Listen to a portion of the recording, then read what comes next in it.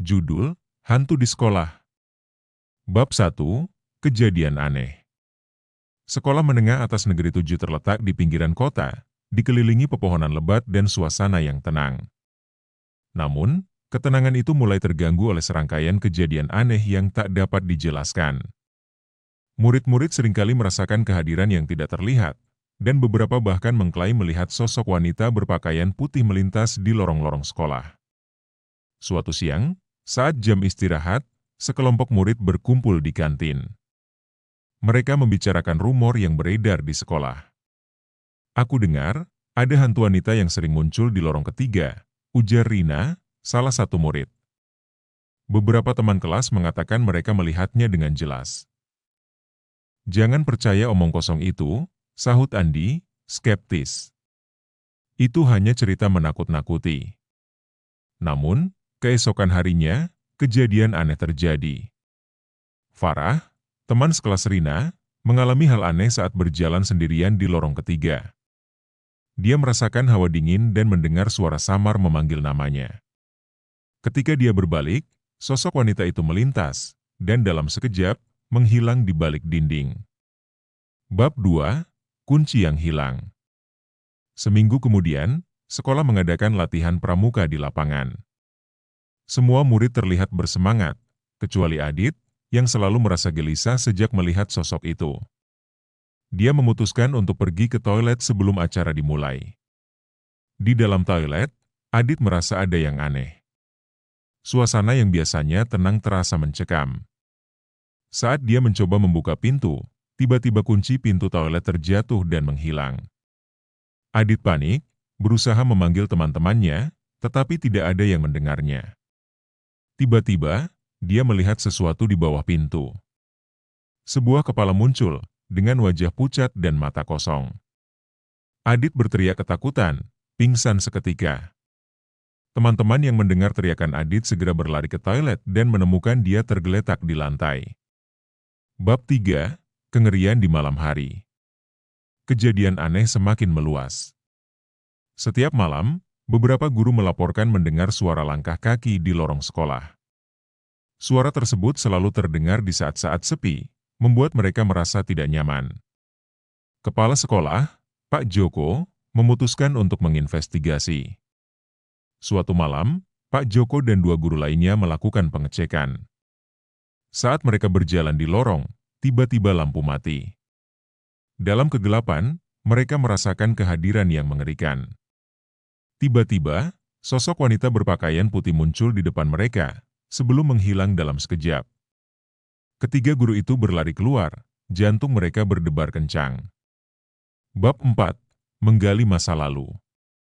Mendengar cerita-cerita menakutkan ini, seorang murid bernama Dika berinisiatif untuk mencari tahu lebih dalam mengenai sejarah sekolah.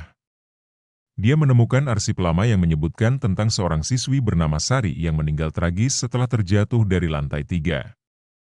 Sari dikenal sebagai gadis pendiam yang sering dijauhi teman-temannya. Dika memutuskan untuk menelusuri lebih jauh. Dia bertanya kepada guru-guru dan murid-murid yang lebih tua. Banyak yang menghindar membicarakan Sari, tetapi Dika mendengar desas-desus bahwa Sari bunuh diri karena perundungan yang dialaminya. Bab 5, Pertemuan Menyeramkan. Semakin Dika menggali, semakin banyak kejadian aneh yang terjadi di sekolah. Dia dan teman-temannya mulai melakukan penelitian kecil-kecilan tentang Sari. Suatu malam, Dika dan Rina memutuskan untuk pergi ke sekolah setelah jam belajar, berencana melakukan ritual sederhana untuk berkomunikasi dengan arwah Sari. Saat mereka berada di lorong ketiga, suasana mulai berubah. Hawa dingin menyelimuti mereka, dan lampu-lampu berkedip. Tiba-tiba, mereka mendengar suara perempuan menangis. Dika dan Rina berlari ke arah suara itu dan menemukan sosok wanita di ujung lorong. Bab 6, Rahasia Terungkap. Sosok itu ternyata Sari. Dia mengulurkan tangannya, seolah meminta tolong. Dika yang berani mencoba mendekat, tetapi Rina menahannya. "Jangan. Kita tidak tahu apa yang dia inginkan." Malam itu, Dika bertekad untuk mencari tahu lebih lanjut. Dia berbicara dengan kepala sekolah, Pak Joko, dan memaksa untuk membuka kembali kasus Sari. Setelah banyak persuasi, Pak Joko akhirnya menceritakan kebenaran yang tersembunyi. Sari bukan hanya sekadar siswa biasa. Dia adalah korban bullying yang ekstrim. Hari dia jatuh dari lantai 3 adalah hari di mana semua harapannya hancur. Bab 7. Menghadapi ketakutan. Setelah mendengar cerita itu, Dika dan Rina merasa kasihan kepada Sari. Mereka berencana untuk memberikan penghormatan.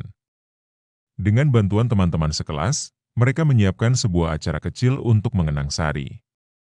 Mereka berdoa dan menyalakan lilin di tempat kejadian. Saat malam tiba, suasana berubah mencekam. Angin berhembus kencang, dan lampu-lampu mulai berkedip. Tiba-tiba, sosok Sari muncul lagi, tetapi kali ini dia terlihat lebih damai. Dia tersenyum kepada mereka, seolah berterima kasih atas perhatian yang diberikan.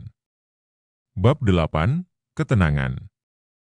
Setelah acara tersebut, kejadian aneh mulai mereda. Murid-murid dan guru-guru tidak lagi merasakan kehadiran yang menakutkan. Sari akhirnya bisa tenang, dan sekolah kembali normal. Namun, Dika dan Rina tidak pernah melupakan pengalaman itu. Mereka tahu bahwa hantu Sari akan selalu menjadi bagian dari sejarah sekolah, dan mereka berjanji untuk menjaga ingatan tentangnya agar tidak terlupakan. Meskipun kejadian aneh sudah berakhir, mereka tetap merasa terhubung dengan arwah Sari, yang kini beristirahat dengan tenang.